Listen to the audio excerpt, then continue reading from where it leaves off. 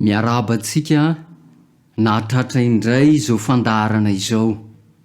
Entintsika manomboka ny fotoan'androany dia hiarivavaka isika.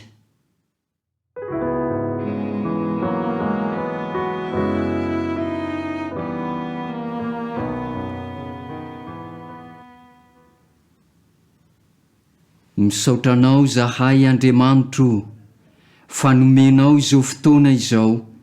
Azahoanay mianatra ny teninao, azahoanay mandray ireo filamatra tsara izay mampandroso ny fiainanay. Misaotranao satria nomenao izao fandaharana mifampitohitoy izao, mba hiarahana mandeha aminao. Tompo, aoka hoeto aminay amin'ny fomba manokana ianao, anampy anay ka ho azonay ny afatra izay tianao ampitaina aminay anio. Amin'ny anaran'i Jesosy, amen.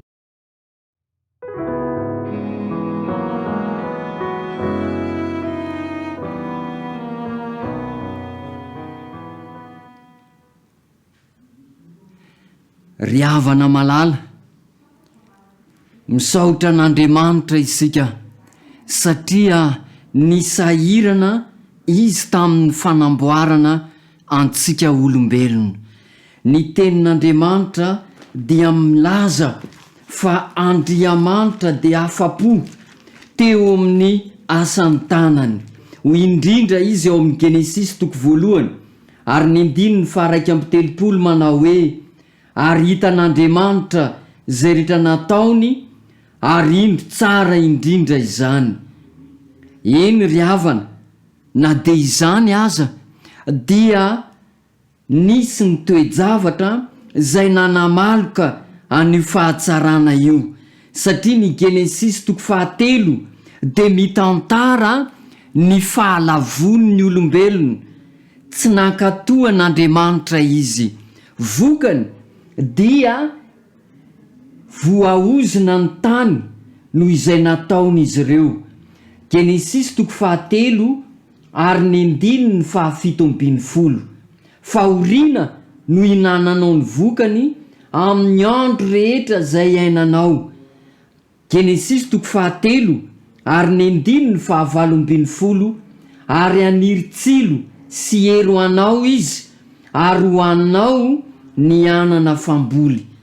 Eny ry havana, tonga ny aloka ny amin'izany fahatsarana izany. Na izany na tsy zany nefa dia manana antso ho an'ny taranak'olombelon'Andriamanitra. Ny Genesis 3 ary eo amin'ny 9:7. Ary Jehovah Andriamanitra ny antso raha lehilahy ka nanao taminy hoe: aiza moa ianao? Ry havana malala, ny androm-piainan'ny zanak'olombelona manomboka eo amin'ny fahaterahany mandra-pahafatiny dia mamaly fanontaniana izay napetrak'Andriamanitra io. Aiza moa ianao? Nandritry n'ireo taonjato ny fandimby dia namaly izany fanontaniana izany ny taranak'olombelona. Andeha ho jerentsika ny tantara ao amin'ny bokin'ny Jeremia izay voarakitra ao amin'ny tenin'Andriamanitra. Jeremia 7:20 ary eo amin'ny 1:120. Fa izao mahalala ny hevitra heverako anareo Jehova, dia hevitra ahatonga fiadanana fa tsy loza, mba hanome anareo fanantenana ny amin'ny farany.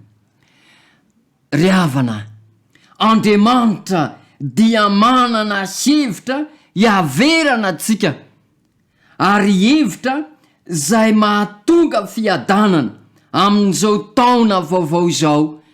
Na manao ahoana na manao ahoana toe-javatra mitranga, azadino fa manana hevitra mitondra fiadanana ho antsika Andriamanitra. Ao amin'ny Jeremia 7:20 ary eo amin'ny 7:30. ary tady ahy ianareo ka ho hitanareo aho. Aiza moa ianao? Manamafy Andriamanitra eto amin'ity andininy ity. Iantso ahy ianareo ka andesy hivavaka amiko de hiaino anareo aho, ary tady ahy ianareo de ho hitanareo aho. Eny ry havana, inona re no tokony ataotsika amin'izao vanim-potoana farany izao?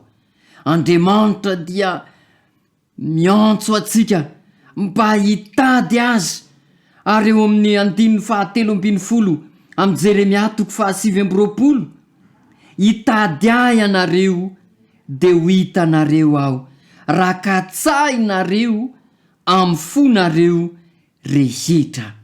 Inona no tokony ataoko ary inona no tokony ataonao?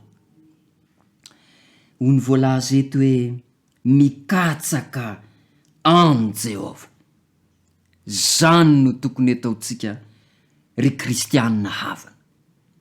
Ry tsy ampiny hoe mikatsaka an Jehova fa amin'ity 7:20 ty dia milaza ny tenin'Andriamanitra manao hoe amin'ny fonareo rehetra.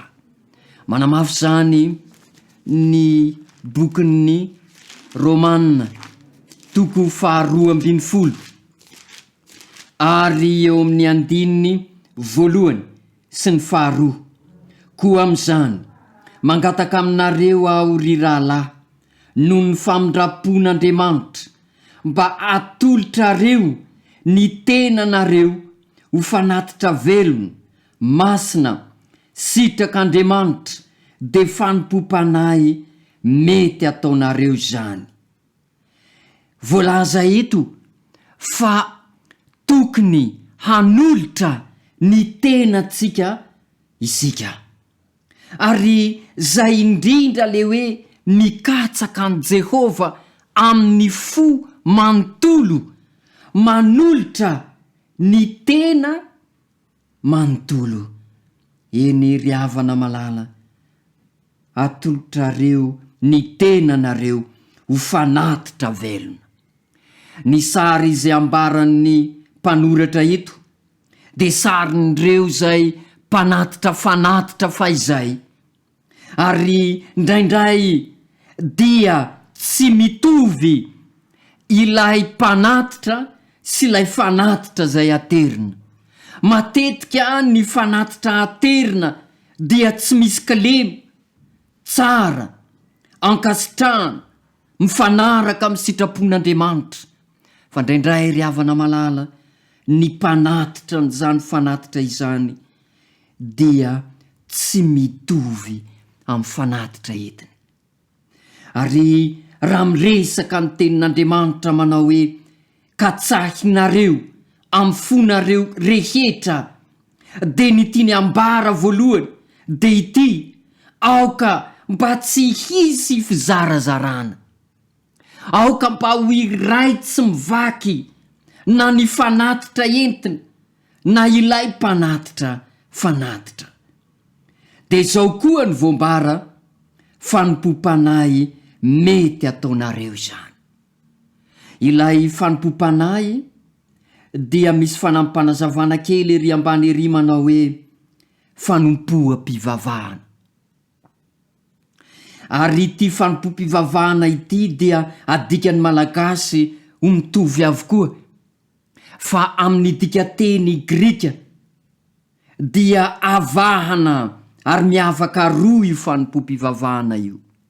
Ny voalohany de le lazaina hoe liturgia amin'ny teny Grika, ary io liturgia io lay adikatsika tsotsotra hoe liturgia.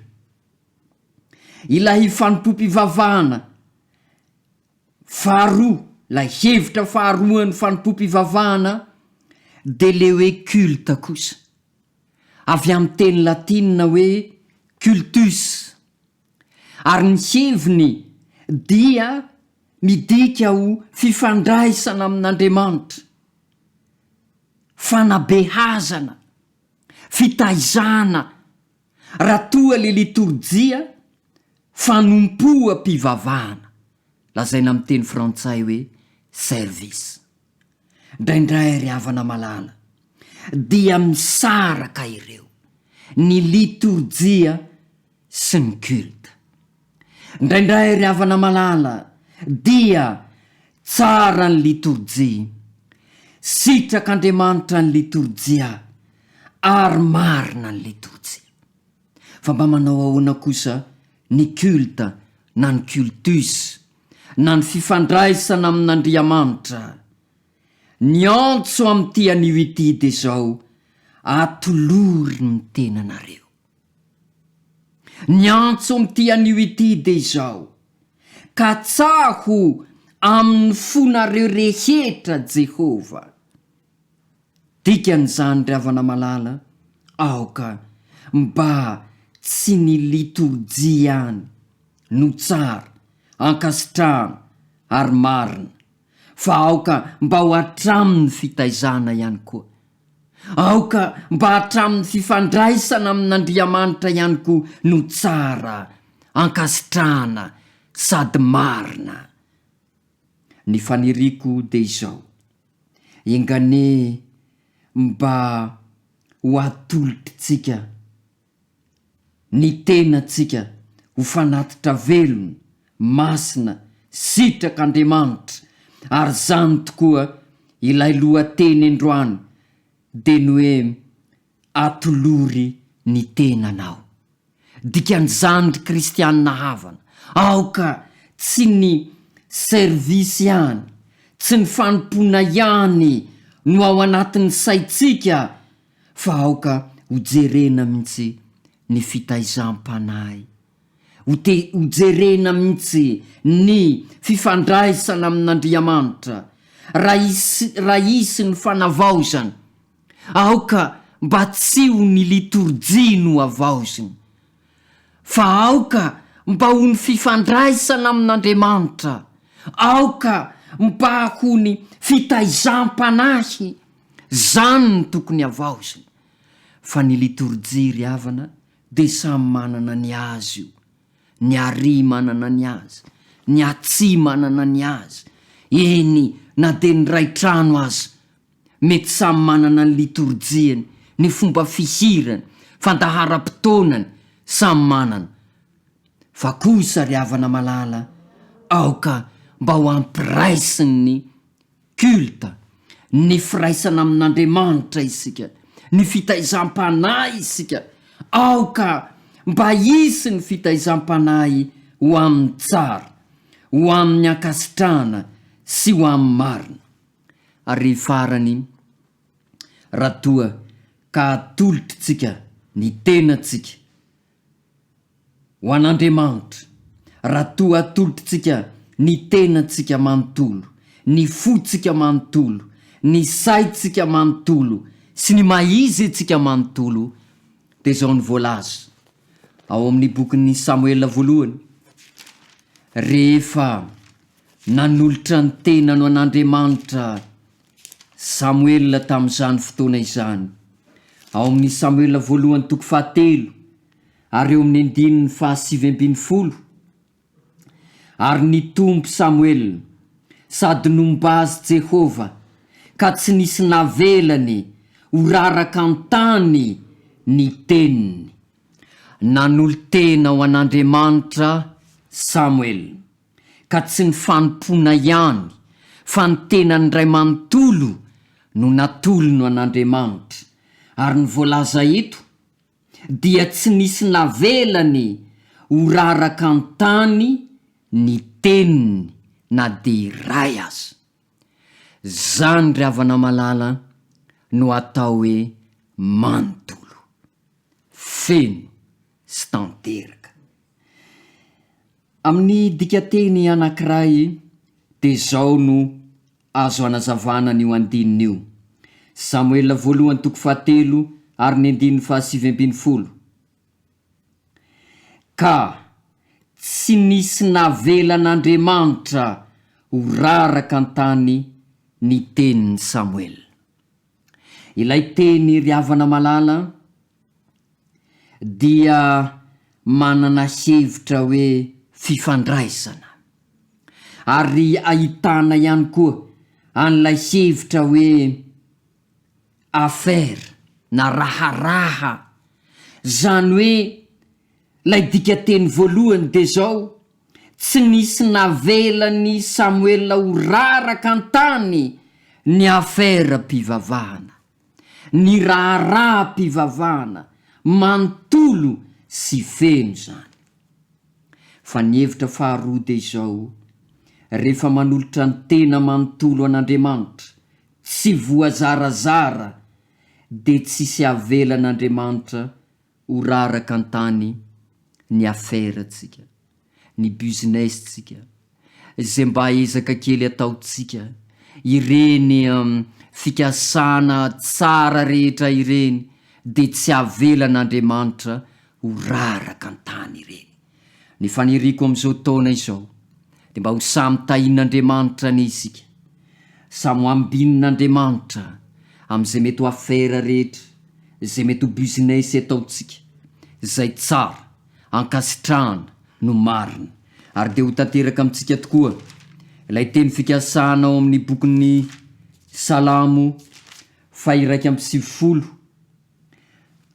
manomboka eo amin'ny 9 sy ny manaraka: satria ho ianao Jehova ianao no ariko, sady nataonao fonenanao ny avo indrindra, de tsy hisy loza anjoanao, na aretina hanakaiky ny lainao. Fa izy adidiny anjeliny aminao, mba hiaro anao eny am'izay rehetra alehanao, eny an-tanany no hitondrany reny anao, fandrahota fotoana amin'ny vato ny tongotrao. Satria izao ny raketan'ny fitiavany, te hamonjy azy aho, hanandratra azy ho any amin'ny avo aho, satria mahalala ny anarako izy. Iantso ahy izy, te hamaly azy aho, hoe ho aminy arahory izy, hamonjy sy hanome voninahitra azy aho. Ho tanteraka amintsika n'izany ry havana malala, ho tahin'Andriamanitra ny isika menakavy. Amen.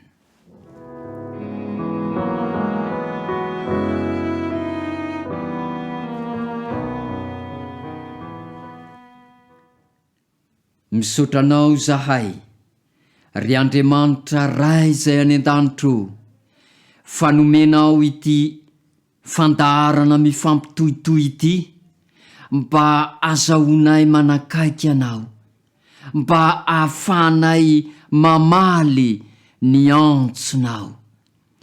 Efa nanomboka tany Edena ianao no ny antsony zanakao. Mandraka ny androany dia mbola miantso ny taranak'olombelona ianao, mba hiverina eo aminao. Nomenao anay androany ny dingana manaraka, fa tokony hanolotra ny tenanay, tsy voazarazara ho anao zahay. Ka na ny fanompona, na ny fifandraisana aminao, de ho tsara, ankasitrahana sady masina. Tompo, anampy anay enenao amin'ny ezaka rehetra zay ataonay, ary ho raisinao ny fanolora-tena, ka ho ankasitrahanao. Ary de ho tanteraka aminay tokoa ny teny fikasana, fa ombanay ianao sy zay rehetra ataonay, ary anampy anay amin'ny fikasana ao atokantrano sy ny ankohonana mandritra n'izao taona izao. Amin'ny anaran'i Jesosy. Amen.